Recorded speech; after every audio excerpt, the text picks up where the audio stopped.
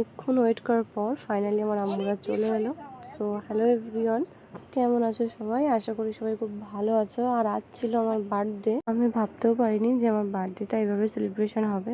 এই সব কিছুই ছিল আমার বরের প্ল্যানিং। সো আমি খুব হ্যাপি, আর এটা আমার এক্সপেকটেশনের বাইরে ছিল। কেক কাটার আগে আমি কিছু ফটো তুলে নিচ্ছিলাম।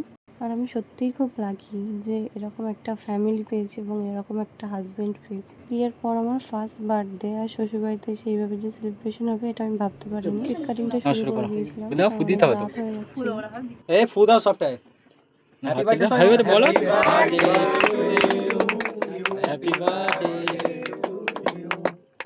আর এখানে আরেকটা জিনিস আমি কনফিউশন হয়ে যাচ্ছিলাম যে কাকে ফার্স্ট দেবো, কারণ এখানে আম্মু, পাপা, আম্মা, আব্বু আর আমার বড় সবাই খুব কাছের। তো কাকে ফার্স্ট দেবো? তো ফার্স্ট আমার বরকেই দিলাম।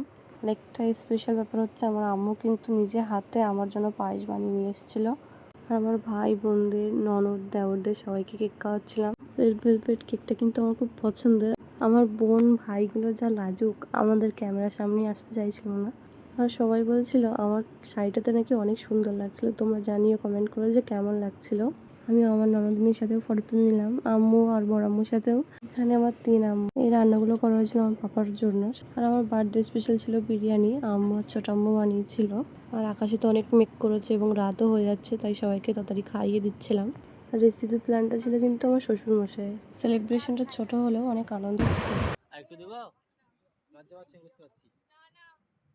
আমি শুনেছি যে আমি যেদিন জন্ম হয়েছিলাম সেদিন নাকি অনেক বৃষ্টি হয়েছিল, তাই আজকে অনেক বৃষ্টি হচ্ছে। তাই আমরা ফিরতেও পারছি না, আর কারেন্টও চলে গেছিলো। লাস্টে আমাকে অন্ধকারে খেতে হলো।